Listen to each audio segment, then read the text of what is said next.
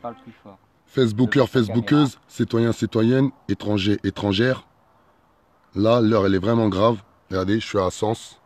Regardez, je suis en direct de Sens. Voilà, hier, on était à Versailles. Là, on est à Sens. Regardez bien autour de vous, voilà. Là, on est loin du 93. On est loin du 95. On est loin de la ville de Gonesse.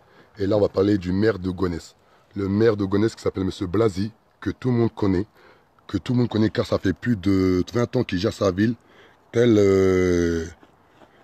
tel un système féodal, on va dire ça comme ça. Parce que maintenant, les mots, ils ont de l'importance dans le mouvement de la révolution est en marche.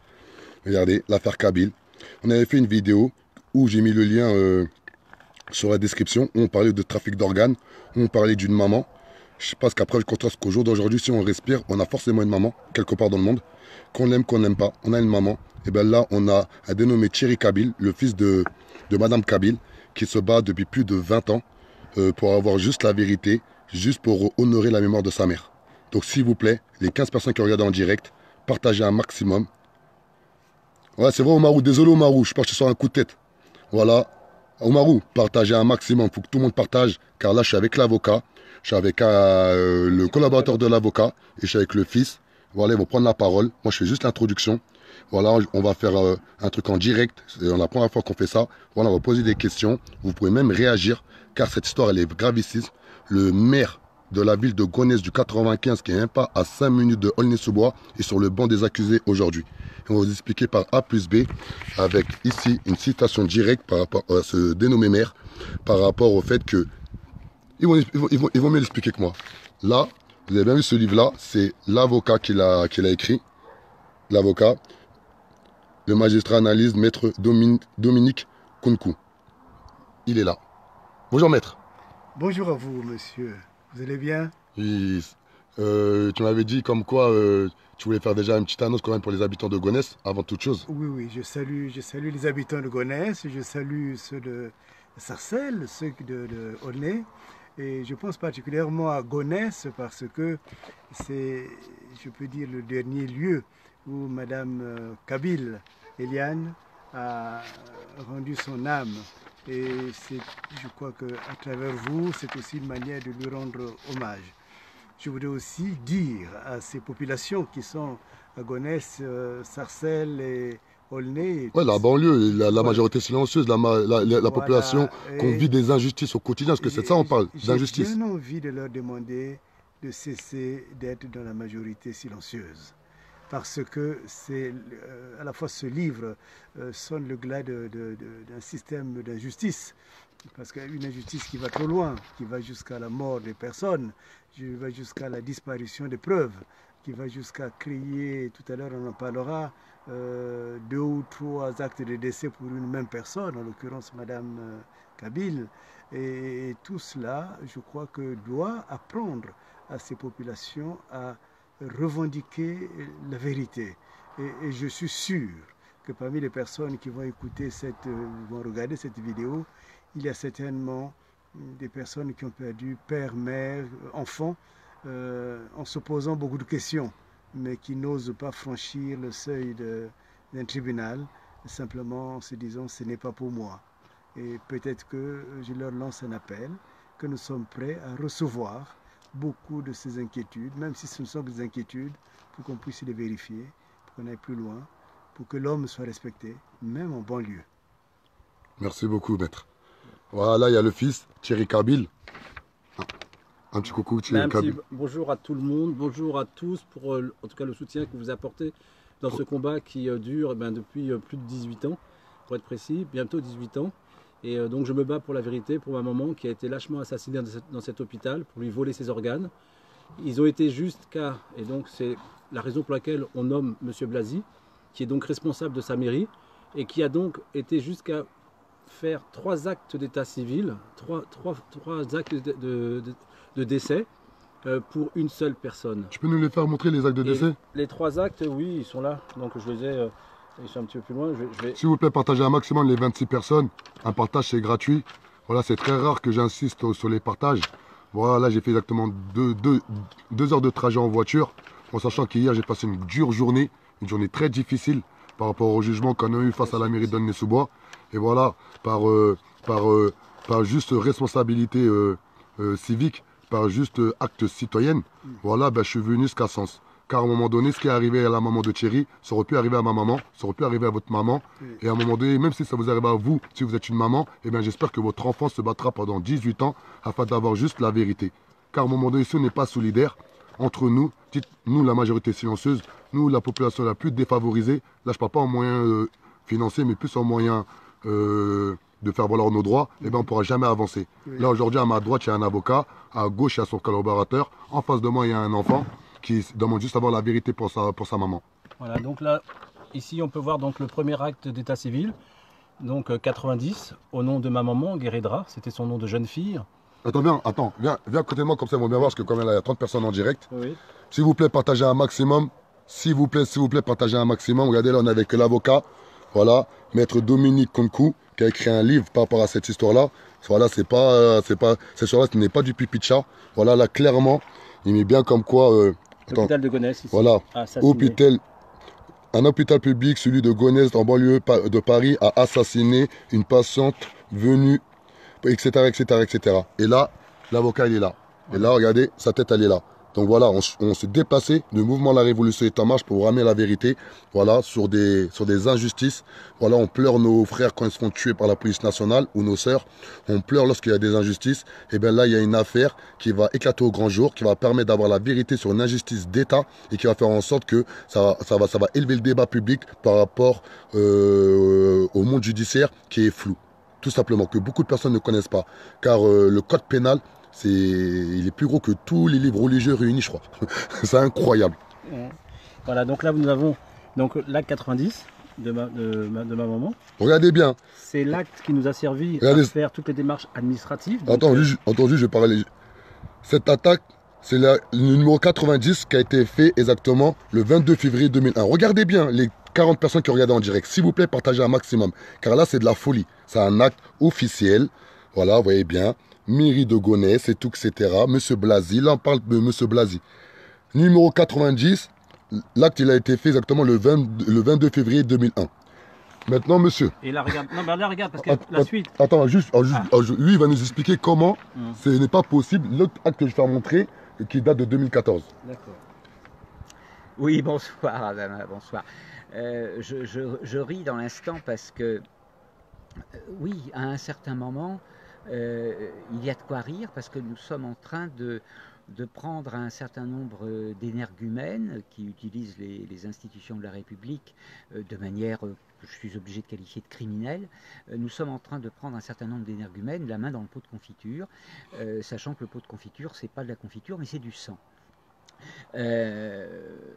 Effectivement, la mairie de Gonesse en 2001, février 2001, a réalisé un certain nombre de faux en écriture publique, absolument clairs et manifestes. Bon, je peux montrer ce document-là, il y en aurait quelques autres à montrer également. Non, mais là, par rapport à l'acte de décès. Tout est dans le livre, tout est déjà sur Internet, les documents existent, on peut les trouver sur nos pages Facebook à Thierry Kabil et à moi, Christian Cotten, la page politique de vie aussi. Et maintenant, comment ça se fait qu'aujourd'hui, là, on va faire montrer ce qu'il faut bien comprendre, c'est qu'on a effectivement dans le dossier de Thierry, pour la mère de Thierry, Eliane Kabil, on a 2 actes de décès faits à 2 dates différentes, portant 2 numéros différents, le numéro 90 et puis le numéro 81. Ces 2 actes ont été faits à 8 jours d'écart. Et nous avons à côté de ça un 3e acte d'état civil qui est au nom d'une autre personne et qui porte le même numéro qu'un des 2 actes d'état civil d'Eliane Kabil. Nous retrouvons avec nos enquêtes, celle de Dominique Konkou, de Thierry, mon apport également là-dedans. Nous arrivons à un acte de décès numéro 90 qui, sur le registre d'état civil de la ville de Gonesse, est barré de 2 traits marqués annulés, avec sur la même page en dessous le nouvel acte numéro 90 d'une autre dame, donc qui n'a rien à voir dans l'histoire. Tout ça nous donne une histoire de craquage de logiciels. Nous avons vérifié auprès de la société de logiciels Arpège, qui édite le logiciel Mélodie, qui est un logiciel validé par le Trésor public et par l'INSEE. Nous avons vérifié auprès de cette société qu'il était impossible de faire 2 actes de décès portant 2 numéros différents à 8 jours d'écart pour la même personne, avec les mêmes heures. C'est incroyable. Et le même jour de décès. Et partagez un maximum, s'il vous plaît. Un tel logiciel n'est pas, un logiciel sécurisé ne peut pas faire ça. Tout le monde peut le comprendre, puisque sur n'importe quel site internet, officiel ou pas officiel, institutionnel ou pas, lorsque l'on s'inscrit, on ne peut pas s'inscrire 2 fois avec exactement les mêmes informations. Incroyable. Regardez. Peut-être qu'on dit c'est faux. Là, Eliane Guéredra, elle a été enregistrée 2 fois à 8 jours d'intervalle. Regardez, celui-là, c'est l'acte de décès de 2014, regardez, hein, numéro 81. Le dressé est différent. Le dressé, il est différent. La date de dressé, bien sûr, est différente. Mais regardez, c'est le 14 février. Regardez. Là, c'est réel. Là, c'est la mairie de Gonesse. Voilà. Là, c'est la mairie de Gonesse. C'est dans le 95, à côté de Sarcelles, à côté de Garges-les-Gonesse. Là, ils ont fait un 90. Les deux 90, Bergeron et 90 Kabyle. Et là, les dressés, ça a été fait le même jour. À la même heure. Le dressé 21 février 2001, 16h27 minutes, avec le maire adjoint Patrick Richard, qu'on retrouve ici, Patrick Richard, avec 90 Kabyle, mais le dressé le 21 février 2001 à 16h27 minutes, donc à la même heure, ce qui est impossible. À la même heure, le même et jour, le même Patrick Richard. Donc Patrick Richard, déjà, toi, dès demain, on va t'appeler. Déjà pour commencer. Les 47 personnes en direct, là, c'est la mairie de Gonesse. Vous pouvez bien voir, regardez la ville de Gonesse. Regardez, la ville de Gonesse, des actes de décès, des signatures, le nom de élu Patrice Richard, que tous les élus, que tous les habitants de la ville de Gonesse doivent connaître. Lorsqu'il y a des actes de décès, c'est lui qui les signe. C'est ça en gros, si je vais compris. C'est une des personnes, on peut dire que c'est une des personnes, voilà. Remontre la première page du livre, tout simplement, pour voir ce qu'est... Regardez, le livre, hein, c'est un livre qui existe. S'il vous plaît, partagez. Non, mais c'est la couverture, Parce que sur cette couverture, on voit le registre physique. Ce que l'on a montré, les premières images, là, ce sont les copies informatiques. D'accord ? Et là, c'est le registre physique, dont Thierry a pu faire une photo. Et sur ce registre, l'on voit que sur la page de l'acte numéro 90 d'Eliane Guéredra, l'acte est annulé à la main. Ceci est juridiquement strictement interdit, impossible, inimaginable, y compris pour les professionnels de n'importe quel service d'état civil de n'importe quelle ville. Ce genre de cas de figure, c'est non imaginable. Et en dessous, sur la même page, ce qui est là aussi non imaginable, une page d'un registre, c'est un acte et un seul, nous avons un autre numéro 90, fait le même jour, à la même heure, à la même date, signé par la même personne. Ceci montre que le logiciel a été craqué. Nous sommes en train de découvrir que la pratique du craquage de logiciels de gestion des actes d'état civil dans les municipalités, dans les communes françaises, est une pratique que j'ai commencé à qualifier de courante. Elle permet d'effacer des naissances de bébés assassinés de façon rituelle dans des lieux bien particuliers. Elle permet de détourner des héritages et elle permet de vendre de vrais passeports. Incroyable. Cette utilisation des logiciels d'état civil, nous avons aujourd'hui des dossiers... Partagez. Nous avons aujourd'hui des dossiers à Nice, nous avons des dossiers à Bordeaux, nous avons des dossiers à Boulogne-Billancourt, il y a le dossier Eliane Kabyle à Gonesse et nous avons depuis hier un dossier à Brest. S'il vous plaît, partagez un maximum. Là, c'est pas des blagues. Là, c'est personne. Je donne rendez-vous le 11 octobre au tribunal de Paris, c'est-à-dire au nouveau palais de justice, porte de Clichy, à 13h30, le 11 octobre, dans la salle d'audience de la 13e chambre correctionnelle. 13e chambre correctionnelle. On sera tous là. S'il vous plaît, partagez un maximum. 13h30. Palais, tribunal de Paris, puisque ça s'appelle comme cela maintenant, tribunal de Paris, porte de Clichy, ce n'est donc pas à l'île de la Cité, à l'ancien palais de justice, où il n'y a plus que la cour d'appel aujourd'hui. Et là, c'est la première audience de fixation, de la citation que nous avons posée à l'encontre du maire de Gonesse, qui est juridiquement responsable. Monsieur Blasi, le maire de Gonesse du 95. Il est juridiquement responsable, ce n'est pas forcément lui qui a signé les actes en question, puisque c'est Patrice Richard, adjoint au maire, adjoint au sport aujourd'hui, je crois, et qui était là à l'époque des faits. Et nous mettons en évidence que l'on est effectivement face à un crime de fond en écriture publique qui, par ailleurs, cache un dossier encore beaucoup plus lourd, puisque dans le dossier de Thierry, comme il l'a expliqué ou qu'il l'expliquera tout à l'heure, nous avons une forte problématique au niveau des autopsies, plusieurs transports de corps, plusieurs autopsies, on ne sait pas quelle est la bonne autopsie ni quel est le bon corps qui a été autopsié quand. Nous avons la disparition d'un cercueil. Où est le cercueil? Enfin, pas le cercueil, oui. Le cercueil. Je dis bien, nous avons la disparition d'un cercueil, c'est-à-dire que lorsqu'il y a eu exhumation 2 ans après le premier enterrement, lorsqu'il y a eu exhumation, le cercueil qui a été présenté à la famille n'est pas celui de l'enterrement. Incroyable. Nous avons on est en France, s'il vous plaît, on est en France, partagez. Nous avons dans ce cercueil-là plusieurs morceaux de plusieurs corps, dont une cage thoracique d'enfant et du sang frais, 2 ans après.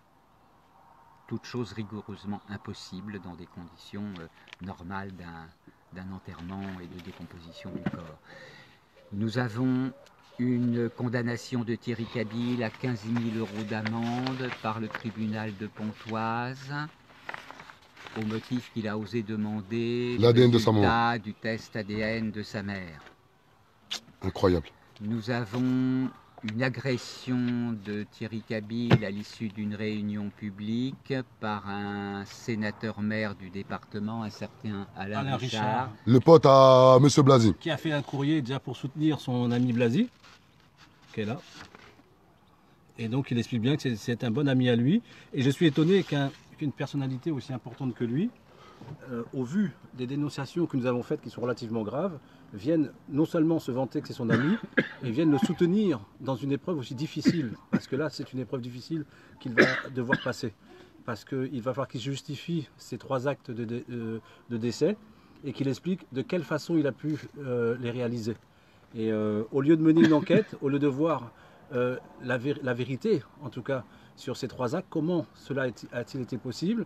Et il ne peut, en tout cas, se défaire de sa responsabilité parce qu'il est responsable de sa mairie et donc des actes d'état civil qui sortent de ce lieu. Maître, maintenant là, on va parler vraiment justice. Justice par rapport à l'histoire de l'affaire Kabylie et comment aujourd'hui cette injustice-là est mêlée aussi aux injustices par rapport aux violences policières, par rapport aux enfants placés, par rapport à l'aide sociale à l'enfance, par rapport à l'UDAF, l'Union départementale des affaires familiales, qui aujourd'hui s'occupe des curatelles et des tutelles. Comme aujourd'hui le mécanisme judiciaire n'est plus à l'écoute de la majorité silencieuse et de la population la plus défavorisée. Et surtout, là, l'affaire Kabylie, où vous avez écrit un livre, voilà, qui dit clairement que Madame Kabylie, une maman, qui peut être ma maman, qui peut être la maman de toutes les personnes, les 45 personnes qui regardent en direct, a été tout simplement assassinée. À vos yeux. Mais je crois que votre émission a ce mérite de pouvoir éveiller l'attention des personnes. Ça, c'est une chose. La deuxième chose, c'est il faudrait que nos populations, puisqu'il s'agit des nôtres, arrêtent d'avoir peur. Et la troisième chose, c'est un point de vérification judiciaire qui me paraît important.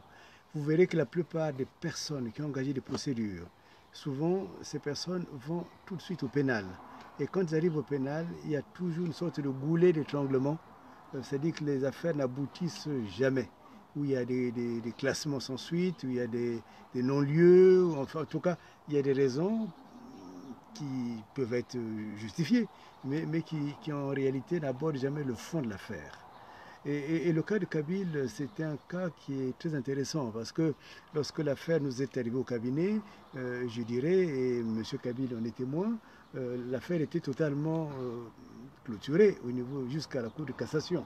Donc en fait, comme on disait, on pourrait dire qu'on nous a amené un bébé mort, qu'il a fallu ressusciter par les voies judiciaires. Et c'est là qu'il y a eu, nous on travaille beaucoup en équipe.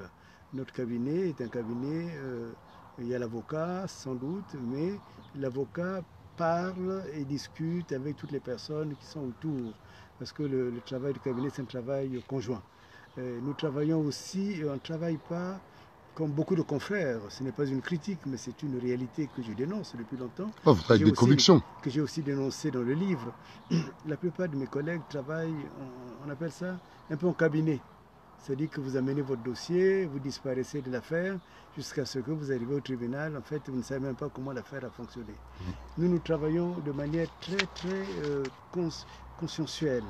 Nous avons beaucoup de réunions de travail, parfois même au-delà du temps normal de souris, puisque je vois mon collègue, M. Cotten, qui sait combien de fois il a fallu faire et défaire des pièces. Monsieur Kabil, combien de fois nous avons travaillé, même les dimanches, sans compter le temps. Et je crois que c'est en travaillant comme ça que nous sommes arrivés, je dirais pratiquement, à monter une enquête nous-mêmes, à travailler en système de case law, c'est-à-dire qui permet de chercher d'abord le cas, de l'établir sérieusement, de savoir quel est le problème. Parce que là, nous avons un dossier, il est clôturé, donc comme on dit, circuler, il n'y a plus rien à voir judiciairement.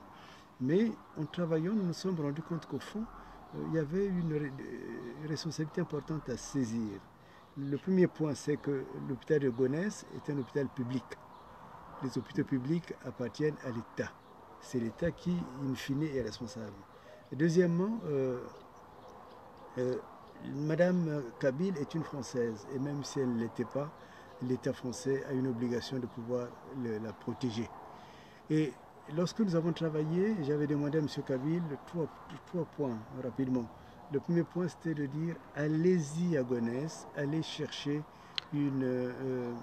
un acte d'état civil, un acte en l'occurrence de décès. Et je crois, contre toute attente, quand il est arrivé à Gonesse, lui, il allait avec le numéro 90. Mais en réalité, on a présenté le numéro 81. Donc déjà là, il y avait un problème. Et lorsqu'on a fouillé davantage, nous nous sommes rendus compte que le numéro 90 était partagé avec une autre personne, Madame Bergeron, dont on a parlé. Et Madame Bergeron avait 100 ans quand elle est décédée. Elle était, c'est-à-dire que c'est une personne qui avait une maladie, et on s'est rendu compte que la même maladie dont on a accusé la mort de Madame Kabil, c'est une sorte de transposition de la maladie de cette personne qui a existé physiquement, puisque M. Kabil, j'avais demandé de tenter de joindre les enfants. Mais maître, oui. mais là, vous vous rendez compte que lorsqu'on entend l'histoire, on n'a pas l'impression d'être en France. On n'a même pas l'impression qu'il y a une république. On n'a même pas l'impression là qu'on parle de l'hôpital. Gonesse, l'hôpital, moi j'habite à Aulnay-sous-Bois. Oui. Je suis un Aulnaysien. Oui. J'ai de la famille qui travaille à Gonesse. Gonesse, c'est à côté. Oui, c'est-à-dire, comment ça se fait qu'aujourd'hui, il y a ce genre de pratique qui se passe à Gonesse, et nous, la population lambda, on va voir au docteur et tout. Mais comment ça, on n'est pas au courant tous? C'est quoi ça? Vous savez, c'est pour ça que j'ai accepté de vous recevoir chez moi, lorsque M. Kabil m'a parlé du travail que vous faites. Parce que je me suis dit, c'est une occasion de parler aux miens. De parler aux miens, pas seulement parce que c'est des populations d'Afrique ou originaires des pays, mais aux miens de manière générale. Hein. C'est-à-dire qu'ils soient blancs ou noirs, souvent les gens n'ont pas le doute, je dirais même simplement le doute socratique, hein, qui permet de dire est-ce que c'est vrai?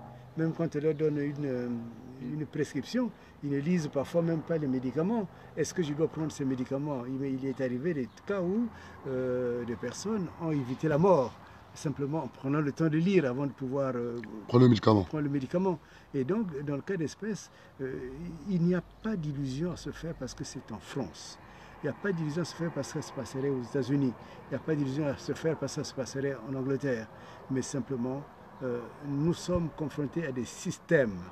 Et j'ai appris à en parler publiquement parce que c'est la seule manière de faire fuir l'ombre. C'est la seule manière de casser ces systèmes-là. Parce que autrement, devant moi, vous savez que beaucoup de confrères avaient refusé ce dossier en disant que, je crois qu'il y a une même qui avait dit que moi j'ai des petits-fils et je ne veux pas m'engager dans cela. Mais moi je suis chrétien et je fais ce métier en tant qu'avocat, mais aussi en tant qu'homme. Et je considère que là où vraiment l'humanité est bafouée, je dois être présent. Et donc, mais félicitations. Je fais une alerte pour dire que il ne s'agit pas de dire l'hôpital de Gonesse, tel hôpital est mauvais, mais je dis attention, il y a nécessité de savoir, quand il y a quelqu'un, par exemple, qui est hospitalisé, il faut surveiller l'hospitalisation. J'ai vu dans une autre ville, ça doit être vers hier, je crois, et une personne qui était entrée à peu près dans les mêmes conditions que Mme Kabil, souffrait, je crois, de l'oreille, et puis je crois que 3 jours après, quand le frère est arrivé à l'hôpital, on lui a dit votre frère n'existe plus.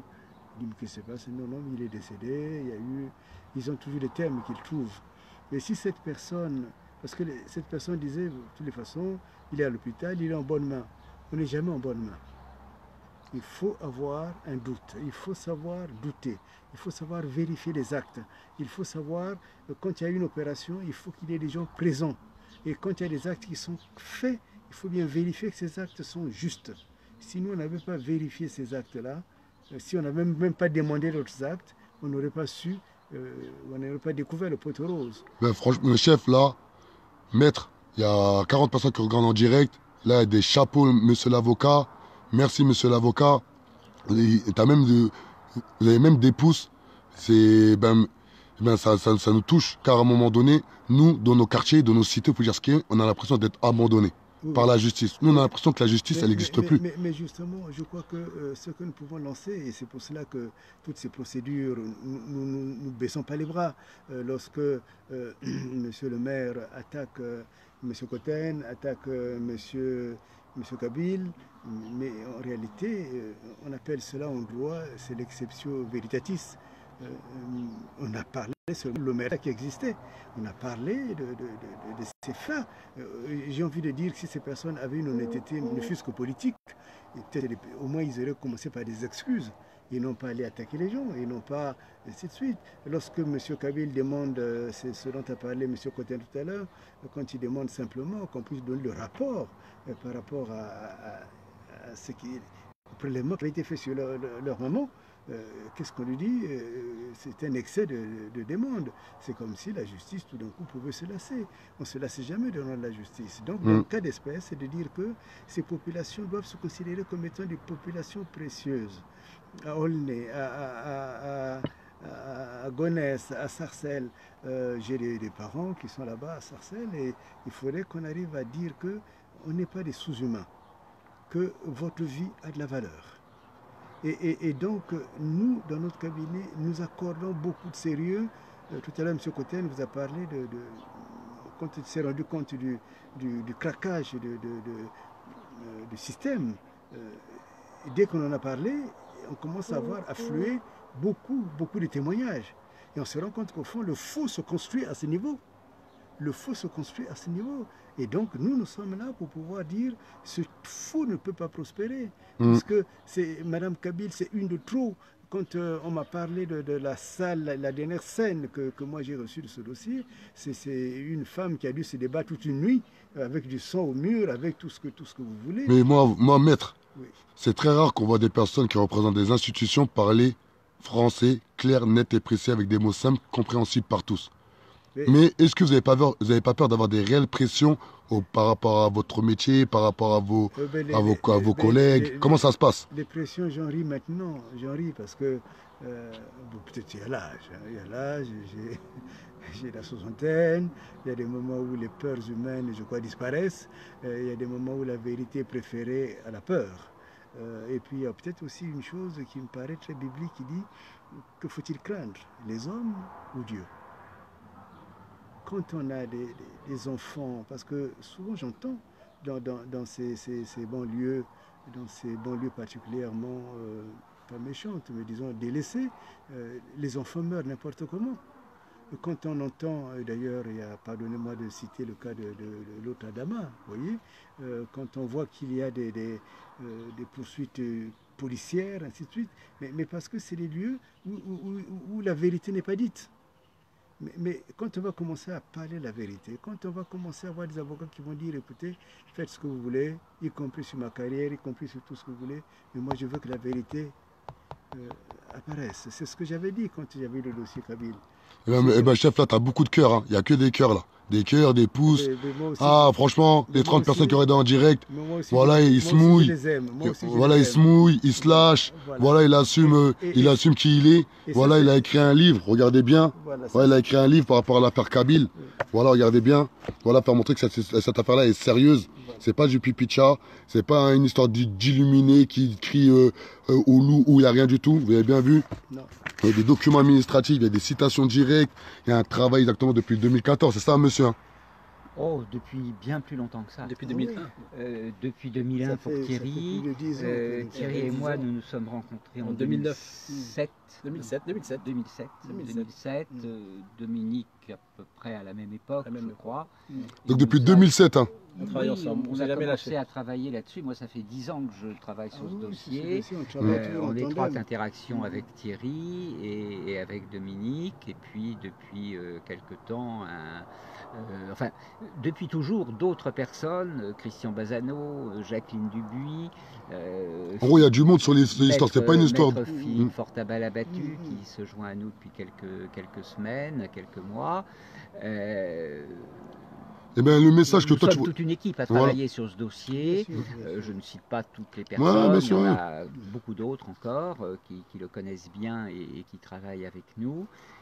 Et toi, le message que tu voulais passer là, aux personnes qui regardent? Moi, c'est très simple, c'est rendez-vous le 11 octobre. Le 11 octobre. La date à retenir, c'est le 11 octobre. C'est le 11 octobre à 13h30 au tribunal de Paris, 13e chambre correctionnelle. Je ne peux pas donner la salle. Ça se trouve à l'entrée dans les différents accueils. Je donne rendez-vous là. C'est la prochaine étape publique où nous serons présents, où sera présent le ou les avocats de Jean-Pierre Blasy, le maire de Gonesse, et où nous allons débattre de la suite de cette citation directe et de la date d'audience de plaidoirie qui aura lieu quelques mois plus tard. Merci beaucoup. C'est un rendez-vous. Le 13 octobre à 13h30, le mouvement de la Révolution en marche sera présent. Ça, c'est une certitude. Le rendez-vous est. Et je rappelle juste, on va faire une promo de malade. Christian Cotten, les chaînes YouTube, les pages Facebook, il y a un site internet aussi, politiquedevie.com, sur lequel il y a pas mal de dossiers concernant, enfin pas mal de pièces concernant ce dossier pour ceux qui veulent regarder de près. Voilà, moi j'en ai assez dit pour le reste. Voilà, ben le mot de la fin. Mon message voilà. suivant. Attends, il a dit merci à tous quand même. Voilà, désolé. Merci à tous.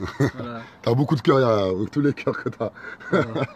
Donc mon message déjà, c'est un grand merci à toutes les personnes qui écoutent cette vidéo, à toutes les personnes qui nous soutiennent et que nous soutenons, parce que même il y a des personnes qui ne sont pas présentes et nous nous battons pour elles. Nous nous battons parce que, comme l'a dit l'avocat, nous ne sommes pas des sous-hommes, nous ne sommes pas descendants, comme l'a dit Hollande, nous sommes des êtres humains, nous avons un cœur et nous le démontrons, puisque si nous avons cette sensibilité de nous battre sur des causes aussi injustes que celle-là, c'est que nous avons un grand cœur.